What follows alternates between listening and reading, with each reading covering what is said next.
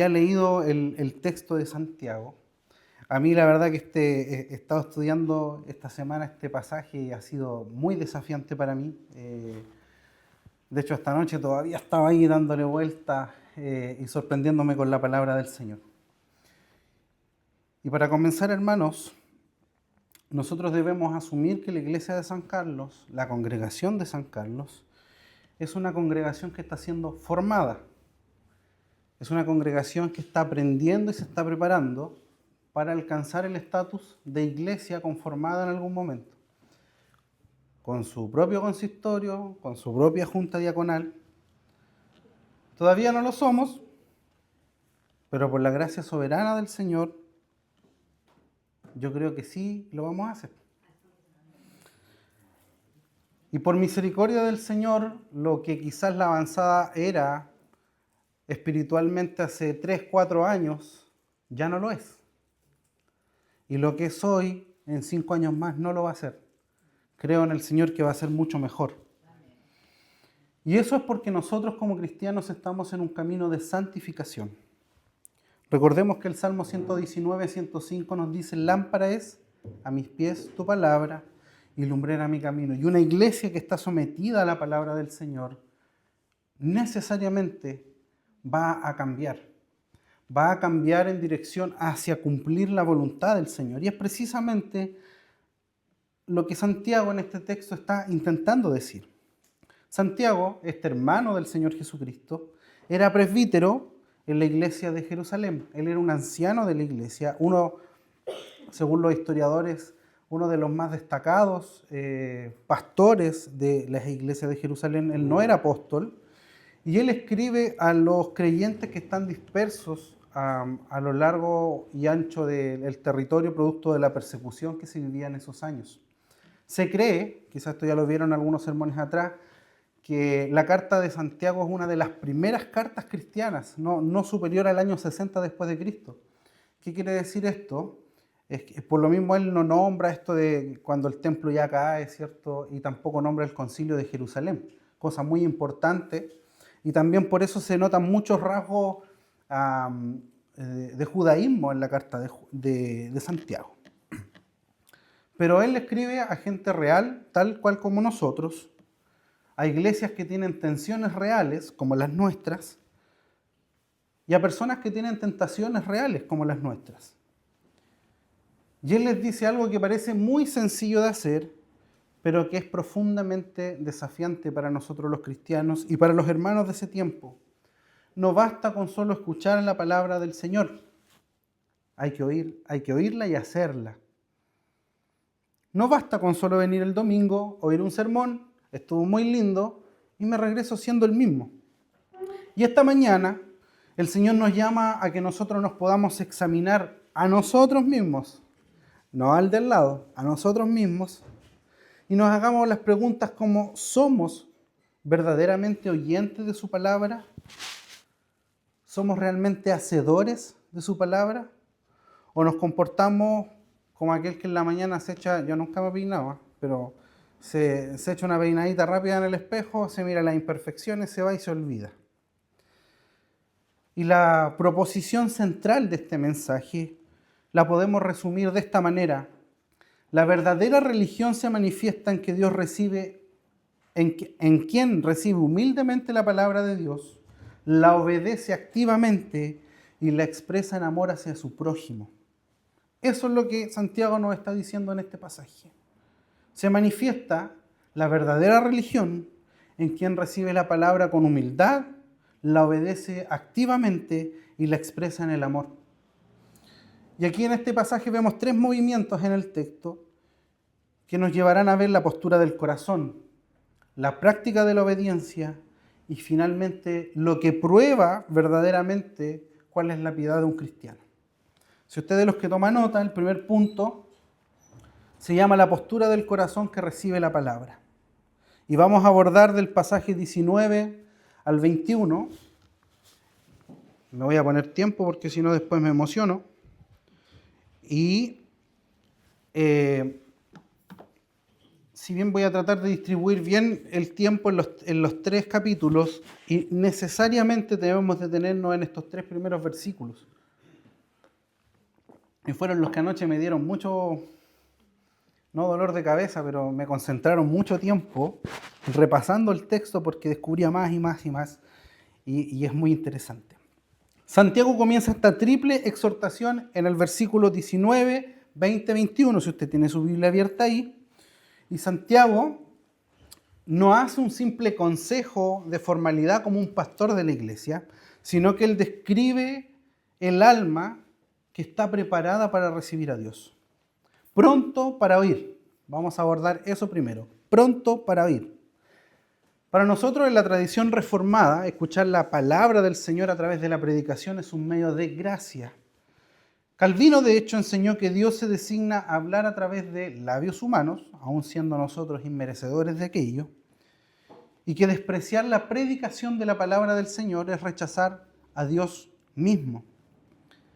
Y el que es pronto para oír no viene a la iglesia con su propia agenda, no viene a la iglesia con sus propias ideas de cómo la iglesia debe ser, sino que es un corazón que viene abierto y dispuesto a ser exhortado por la palabra del Señor, a ser reprendido y perfeccionado por la palabra del Señor.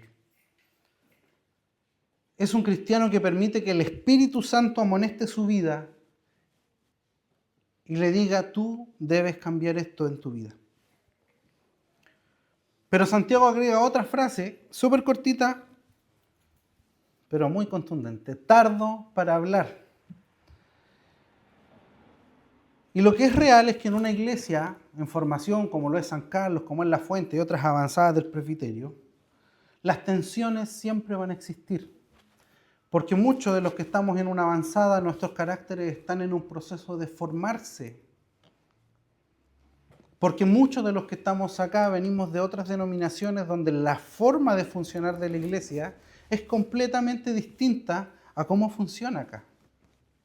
Es inevitable que en una avanzada no hayan diferencias de opinión. Es inevitable que no hayan diferencias en las formas de querer hacer las cosas. Generalmente hay preguntas abiertas. ¿Por qué no se hace de esta manera? ¿Por qué los líderes no son de esta manera? ¿Por qué la denominación no funciona de esta otra manera? Pero la palabra del Señor nos exhorta y nos dice que la sabiduría siempre es escuchar antes de emitir un juicio. Antes de enseñar, primero se debe aprender. Es por eso que la Escritura también nos dice, no se hagan maestros muchos de ustedes, porque darán cuenta. Aquellos que tenemos la responsabilidad de estar pastoreando el rebaño del Señor, vamos a rendir cuentas por el hecho de haber sido constituidos maestros, ancianos de la iglesia. Y la Escritura es clara, no se hagan maestros muchos de ustedes. La humildad no es cobardía, hermanos queridos. El reconocer un error, el callarme cuando yo pudiera decir algo hiriente, es humildad, que es una condición para la verdad. ¿Quieres ser verdadero? Sé humilde. Y en lo personal, está muy enlazado con lo que viene en la tercera frase. Mis primeros años en mi adultez, en el presbiterianismo, fueron un desafío tremendo a luchar con mi carácter.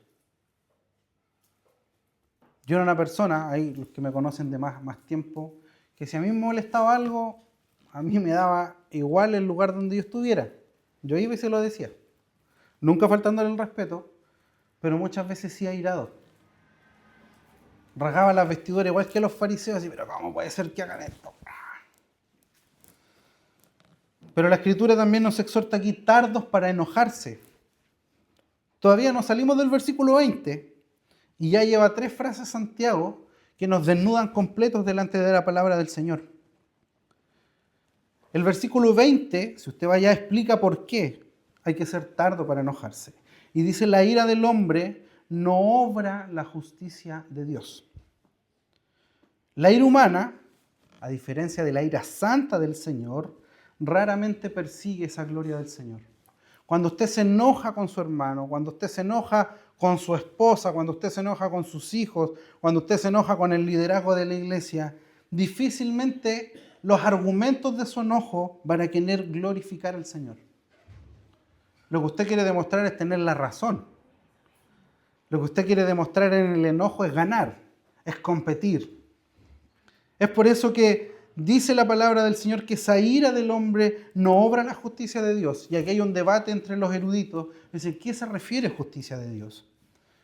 Algunos dicen se refiere a la justicia hablada en Romanos, esta justicia como la abogacía, como lo entendía jurídica, como lo entendía Calvino. Pero no, aquí está hablando de la forma justa de vivir. Y la forma justa de vivir es como Dios dice que debemos ser. Y arriba el texto nos está diciendo, sean prontos para oír, tardos para hablar, tardos para enojarse. Y las tres palabras aquí hablan de una decisión instantánea. Nos dice cuando usted pueda, sea lento para enojarse, cuando usted pueda. Habla de dominio de carácter. Y eso es lo que anoche peleaba ahí con el texto, porque las palabras en el griego dan a entender que no.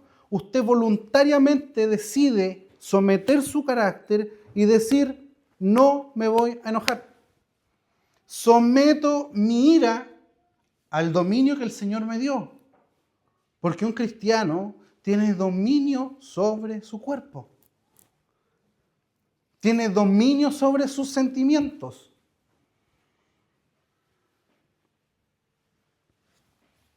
Y es importante entenderlo así. No es que Santiago dijo simplemente, sí, sean prontos para oír, tardos para hablar, tardos para enojarse, sigamos.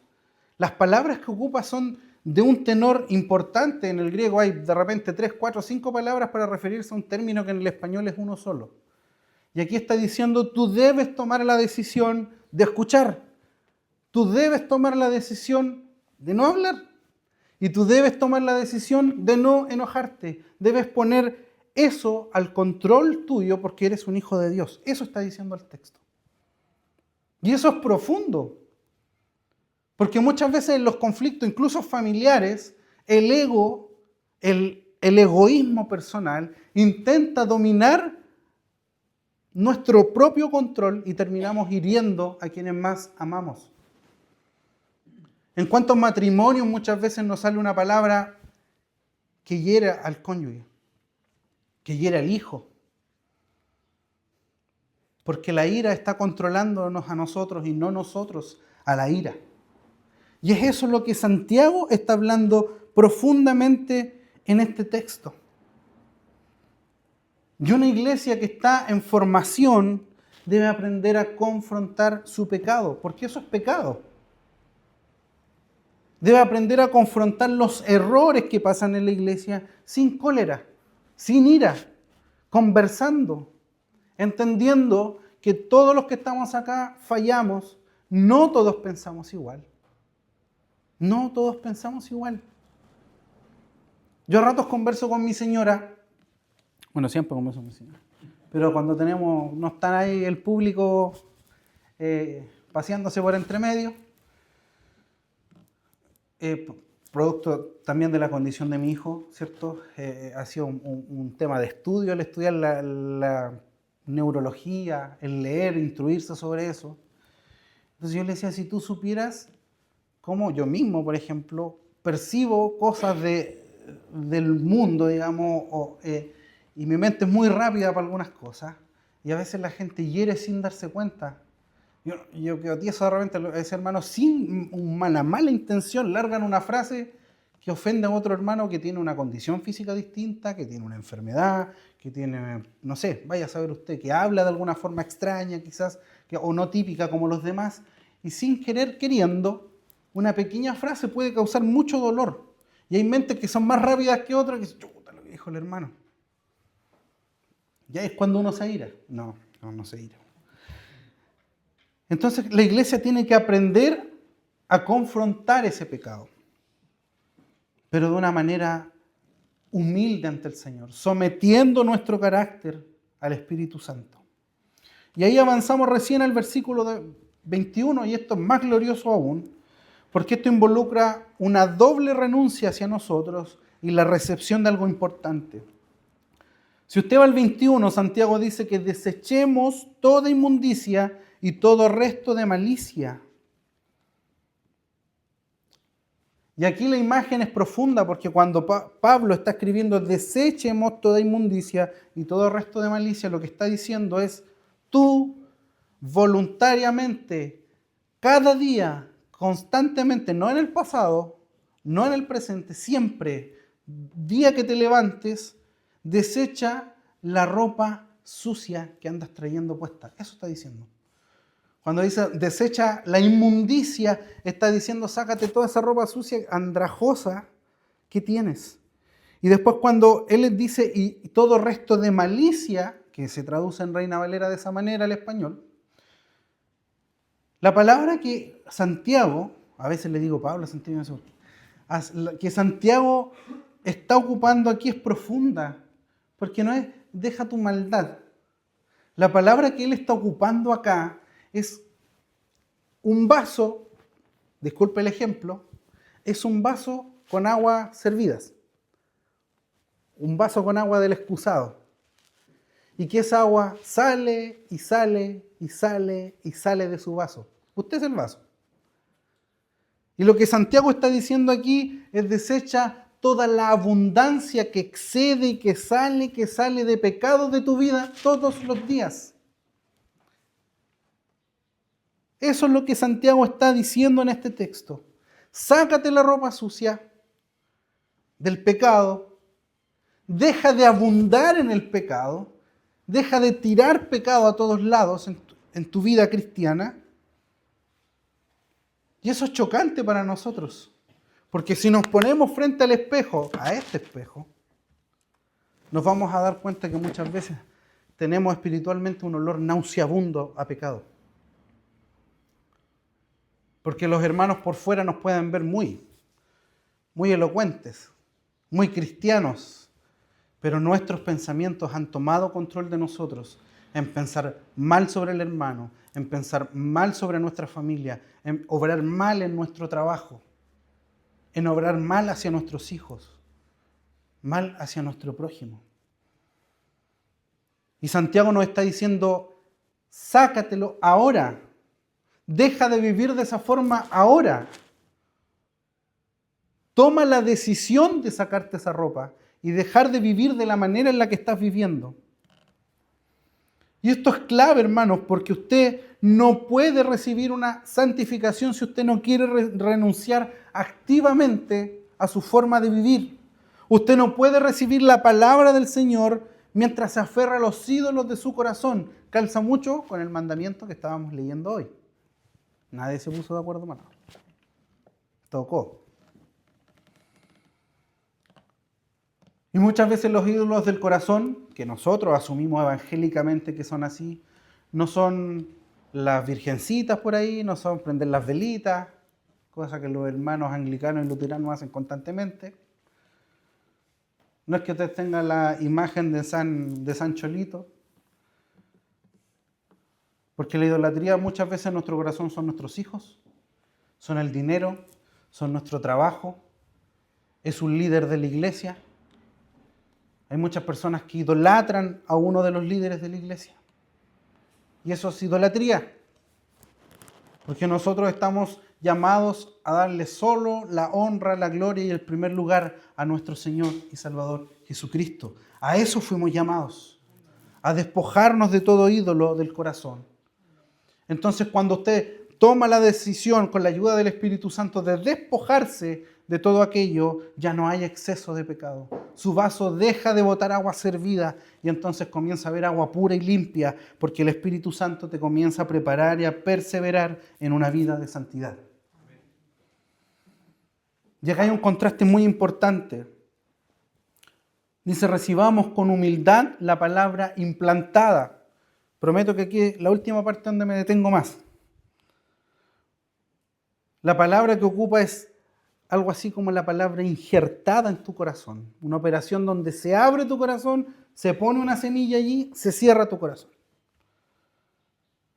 Es decir, que la palabra no es una información externa que vamos acumulando domingo a domingo, domingo a domingo. Me predica el pastor, me predica el presbítero, estuvo muy lindo el sermón.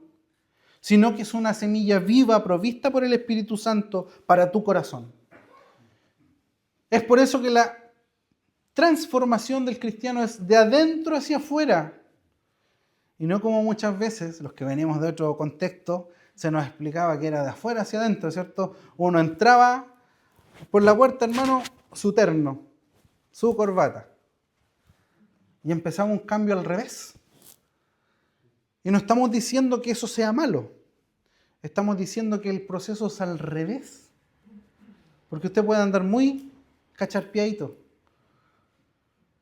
Pero si su corazón no ha sido transformado por el poder de la palabra del Señor, no ha germinado ninguna semilla de vida.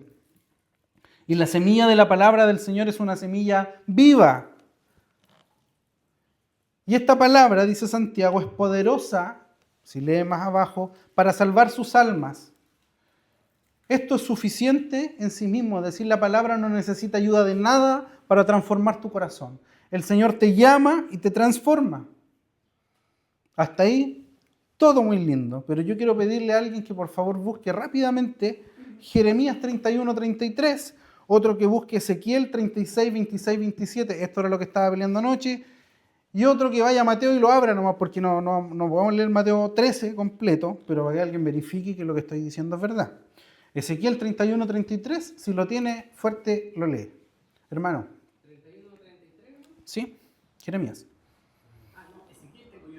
Ya, Ezequiel es 36, 26 al 27. Y Jeremías 31, 33. Hermano. Pero este es el pacto que haré con la casa de Israel después de aquellos días, dice Jehová. Daré mi ley en tu mente y la escribiré en tu corazón, y yo seré a ellos por Dios, y ellos me serán por pueblo. Amén. Os daré corazón nuevo y pondré espíritu nuevo dentro de vosotros, y quitaré de vuestra carne el corazón de piedra, y os daré un corazón de carne. Y pondré dentro de vosotros mi espíritu, y haré que andéis en mis estatutos, y guardaréis mis preceptos, y los pongáis por obra. ¿Alguien encontró Mateo 13? Los primeros versículos, la parábola de la semilla. Sí. ¿Hay cachimón? ¿Quién lo lee primero? Ya, léalo. Aquel día salió Jesús de la casa y se sentó junto al mar. Y se le juntó mucha gente. Y entrando él en la barca, se sentó y toda la gente estaba en la playa. Y les habló muchas cosas por parábolas diciendo: He aquí, el sembrador salió a sembrar. Sí, hasta el 9. Y mientras sembraba, parte de la semilla cayó junto al camino y vinieron las aves y la comieron. Parte cayó en pedregales donde no había mucha tierra y brotó pronto, porque no tenía profundidad de tierra. Pero salió el sol, se quemó y porque no tenía raíz se secó. Y parte cayó entre espinos, y los espinos crecieron y la ahogaron. Pero parte cayó en buena tierra y dio fruto, cual a 100, cual a 60 y cual a 30 por uno. El que tenga oídos para oír, oiga. Amén. Después en el 18, si usted quiere lo leer en la casa, del 18 al 23, da la explicación Jesús, que espero no sea distinta a la que voy a dar yo, porque si no me van a retar. Santiago dice la palabra injertada. La forma de hablar de Santiago tiene muchos ecos con el Evangelio de Mateo. Sí, fue injertada en tu corazón. Pero la pregunta, hermano querido, es: ¿cuál de todos esos terrenos que leyó la hermana está siendo tu corazón? ¿Fue injertada en un corazón lleno de espinas? ¿Fue injertada en un corazón de piedra? ¿Fue injertada en buena tierra y está dando buen fruto? ¿Ha crecido? ¿O cayó así simplemente sobre las rocas? Dio un poquito de raíz, creció un poquito, pero se va a secar en algún momento. Gracias al Señor creo que el Espíritu Santo ha sido el que ha sembrado la semilla en cada corazón de los que está aquí. Y como leían los hermanos en Ezequiel y en Jeremías, Es el Señor el que implanta la palabra.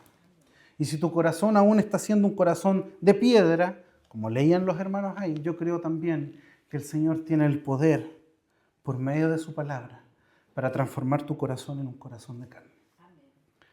Pero para eso debes entender que es necesario que te despojes de la vestimenta sucia. Es necesario que entiendas que debes despojarte del exceso de pecado y de la idolatría en tu corazón. No sea que le tengas idolatría, tú lo sabes. Pero si quieres que la gloria del Señor se manifieste en esta iglesia, si quieres que esta iglesia crezca y camine en pos de la voluntad del Señor, es necesario dejar nuestras vestiduras sucias, es dejar nuestra idolatría y seguir a Cristo, seguir el blanco, caminar juntos aún en medio de nuestras diferencias. ¿Qué corazón tenemos hoy? ¿Está pudiendo germinar esa semilla en tu corazón o te estás resistiendo día tras día a que el Señor se pueda glorificar en tu vida? Porque el orgullo de nuestro corazón es muchas veces más grande. Y nos resistimos a que el Señor quiera hacer su perfecta voluntad en nuestras vidas.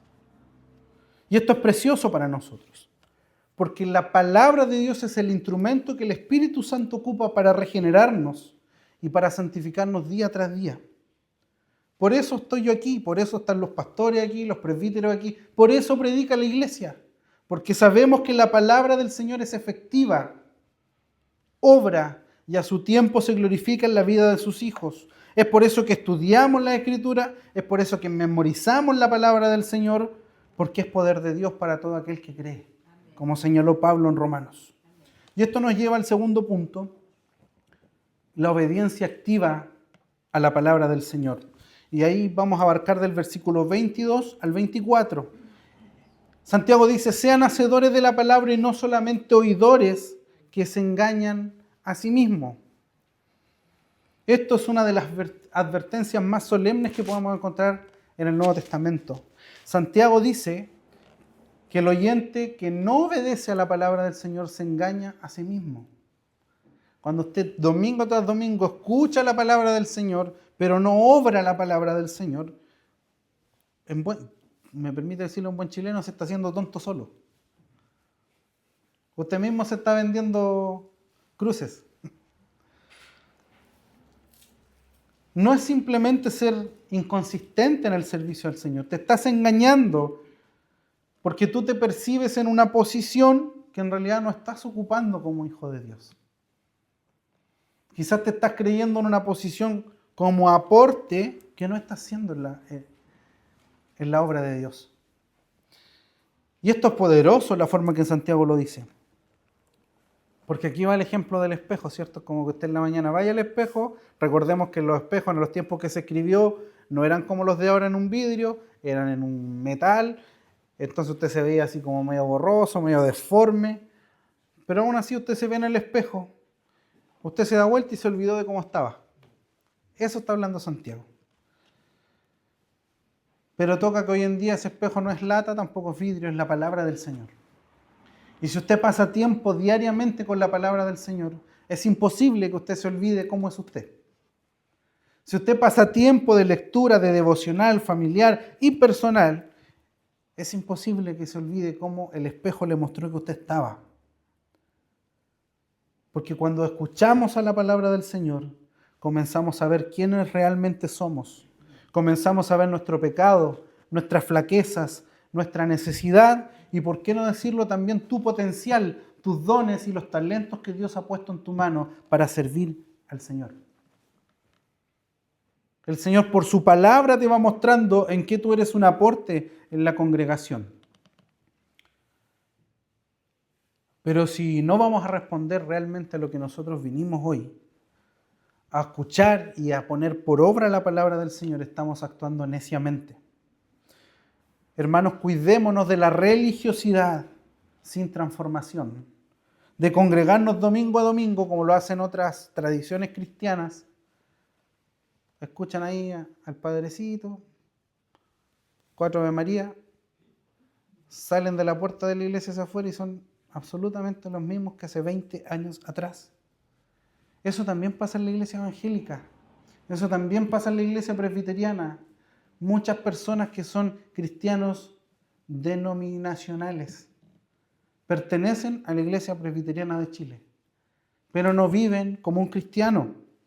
Usted puede saber mucha teología reformada.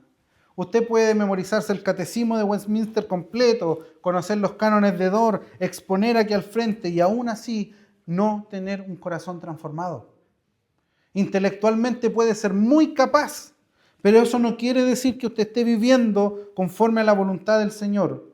El conocimiento doctrinal, hermanos, es indispensable en la iglesia, pero no es el medio, pero es el medio, no es el fin. Usted sabe harto para vivir bien como cristiano. Usted no sabe harto porque hay que saber harto, porque esa sea la meta. El fin es conocer y amar a Dios y que eso se exprese en la obediencia a su palabra, a lo que Él demanda.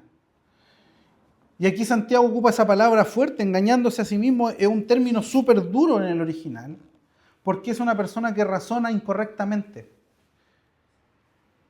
Técnicamente es hacer un silogismo falso. ¿Sabe lo que es un silogismo? Es cuando usted se ocupa muchos textos, también en la teología, a mí no me gusta, pero es cuando usted, por deducción de textos, empieza a llegar a una conclusión.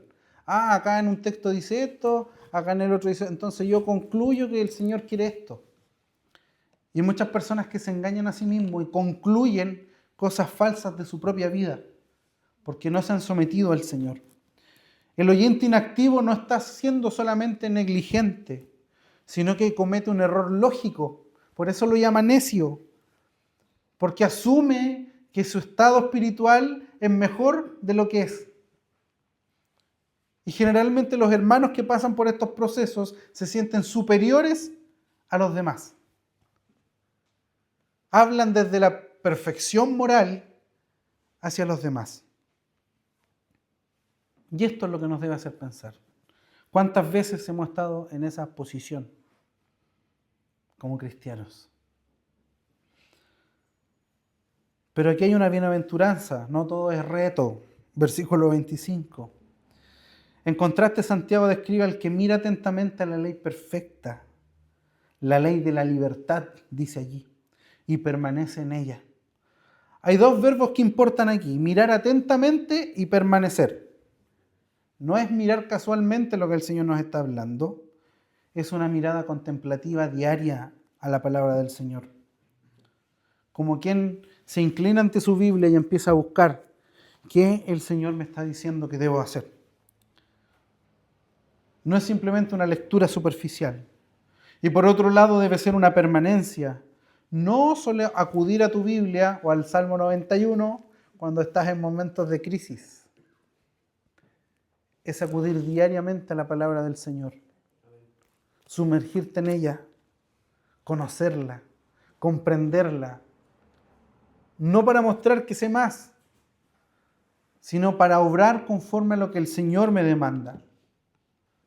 Nótese que Santiago dice para que obren la ley de la libertad. La ley de Dios no es una jaula para el creyente que ha nacido de nuevo, es un camino a la libertad. San Agustín dijo, ama a Dios y haz lo que quieras. Pero alguien que ama a Dios no va a hacer algo que ofenda al Señor. Eso está claro. Tienes libertad, pero te sometes voluntariamente a los estándares que Dios te ha demandado. Y la promesa que dice Santiago ahí muestra es, y este que hace la voluntad, este que se somete a la ley de la libertad de Dios, será bienaventurado en lo que hace. ¿Quieres ser un cristiano de bien? ¿Quieres ser bendecido por el Señor? ¿Quieres ser restaurado por el Señor? Entonces comienza a vivir conforme a lo que su ley demanda, a lo que su palabra demanda. Porque muchas veces, incluso hasta nuestras enfermedades, son causa de nuestro propio pecado.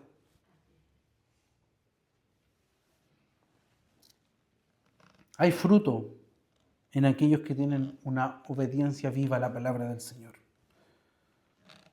No seamos solo oidores de la palabra, sino también hacedores. Y hacedores es hacer una obra activa. Todos los días hago la voluntad del Señor. acciono la voluntad del Señor. El cristiano genuino escucha la palabra, aplica la palabra. Y eso nos lleva al tercer y último punto. Regálame 10 minutitos más.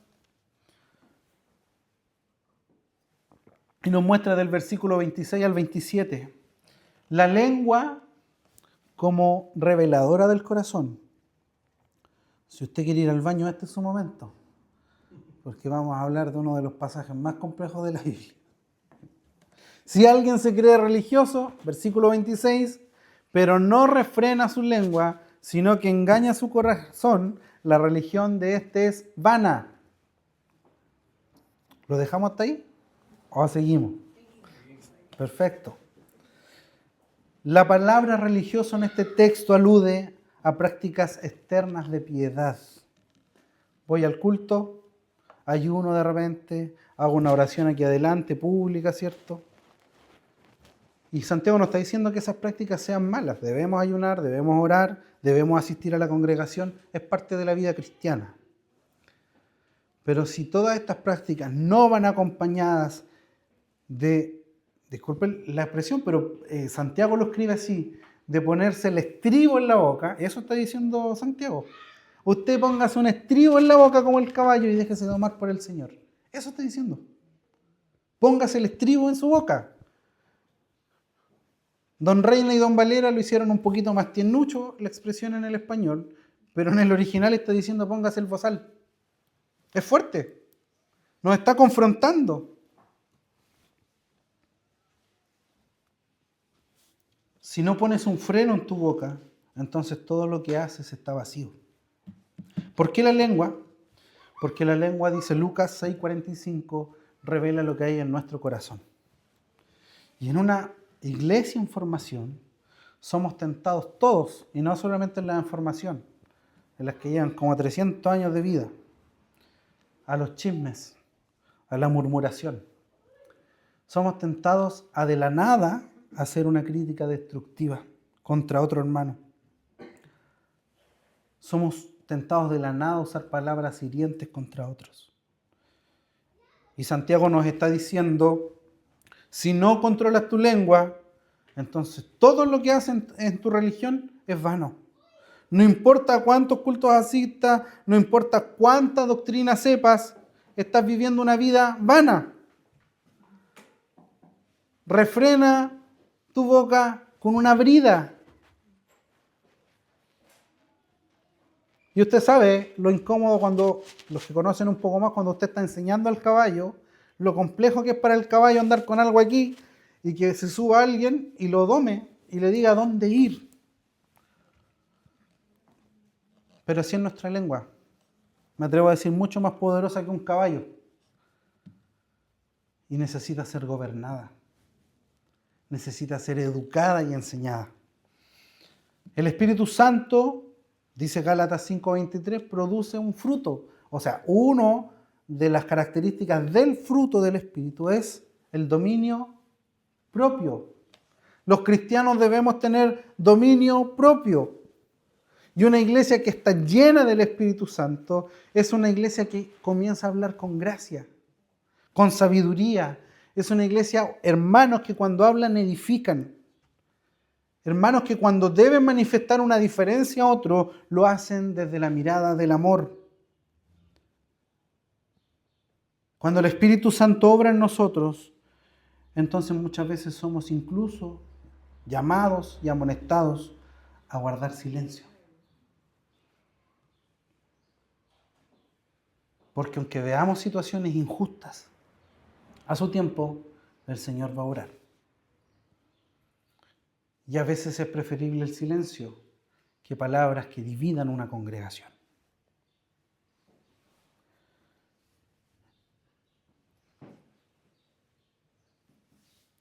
Yo creo que esta es una de las partes más desafiantes de la Escritura para nosotros. Porque si hay alguien en este lugar que pueda decir, no, yo no tengo ese problema, hermano, no entendimos nada de lo que hablamos para atrás entonces. El espejo de nuestra vida nos dice que luchamos a diario con nuestra lengua. Luchas en tu trabajo con ella para hablar de manera cristiana y no impropia. Luchas en tu casa con ella para no ofender, en el caso de los hombres, a quienes tú has sido llamado a pastorear en el amor del Señor, a tu esposa, a tus hijos. Eres desafiado aquí en la iglesia a decir las cosas bajo la mirada del amor. Y esto es un contraste al primer versículo que leímos. Tardo para hablar, presto para oír, tardo para irarse. Es un todo. Es un todo. Muy judío para escribir, por cierto, Santiago. Parte con un tema, cierra con un tema.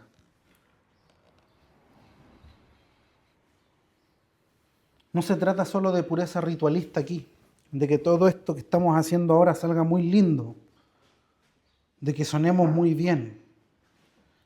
Se trata de pureza interior, de que todo mi ser esté sometido a la palabra del Señor.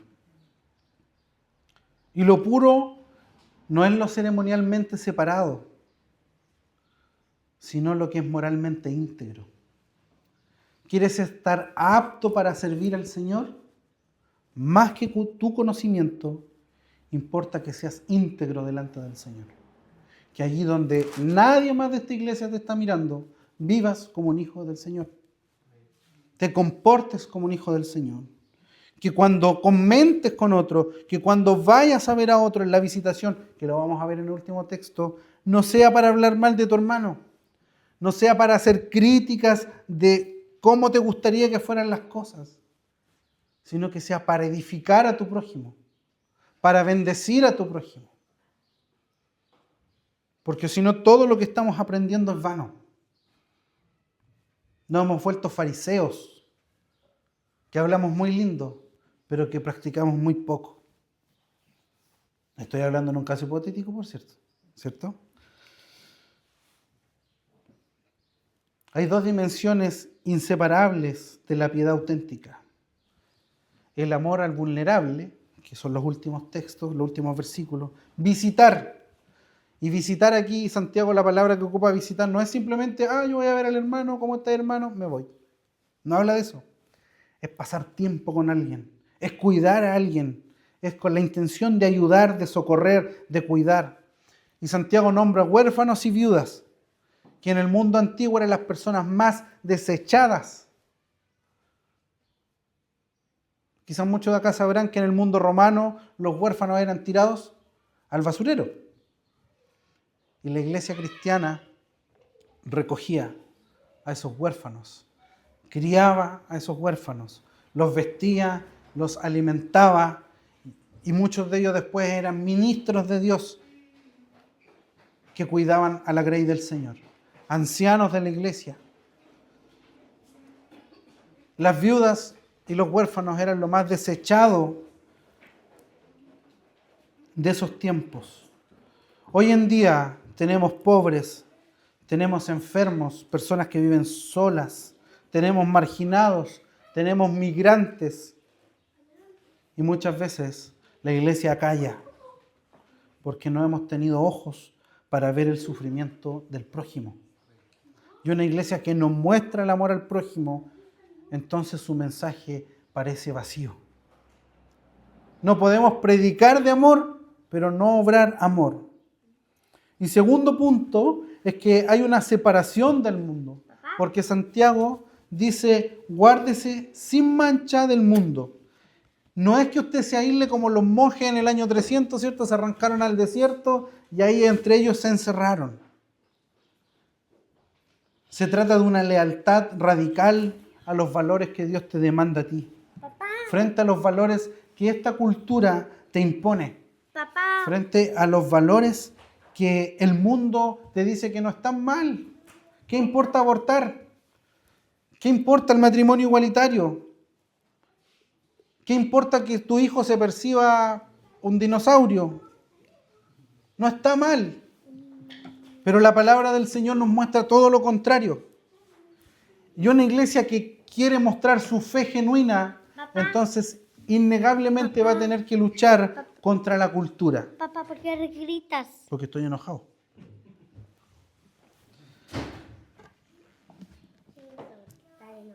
La misericordia hacia afuera y la santidad de Dios hacia adentro de tu vida no son opcionales. No son opcionales. Son ambas y caminan de la mano. Son los dos pulmones que la iglesia manifiesta para estar viva. Misericordia y santidad. Misericordia y santidad. Sin duda, San Carlos es una iglesia que sigue siendo formada. Nuestras vidas siguen siendo formadas. Y eso es gracia del Señor. Pero también significa que somos maleables. El Espíritu tiene espacio para trabajar en esta comunidad de fe. Pero eso también implica una responsabilidad de parte nuestra. Que seamos una congregación que escucha bien. Que cuando la palabra es predicada, la recibamos con reverencia, sin defensas, permitiendo que el Espíritu Santo haga obra en nosotros. Una obra quirúrgica. Allí en el fondo de tu corazón. Porque sin duda creo que el Espíritu Santo es el mejor cardiólogo de todos. Si se trata de sanar tu corazón, si se trata de transformar su corazón, si se trata de quitar todo aquello que impide la gloria de Dios, es el Espíritu Santo, el mejor de los doctores, encargado de transformar tu vida. Que seamos una congregación que obedece, que lo aprendido los domingos se traduzca en una vida renovada ya mañana lunes. Que eso no se olvide, que la doctrina produzca santidad y sanidad en nuestra iglesia, que el conocimiento de la soberanía de Dios nos haga más humildes y no soberbios, no orgullosos, que la gracia que hemos recibido nos haga más generosos hacia los demás,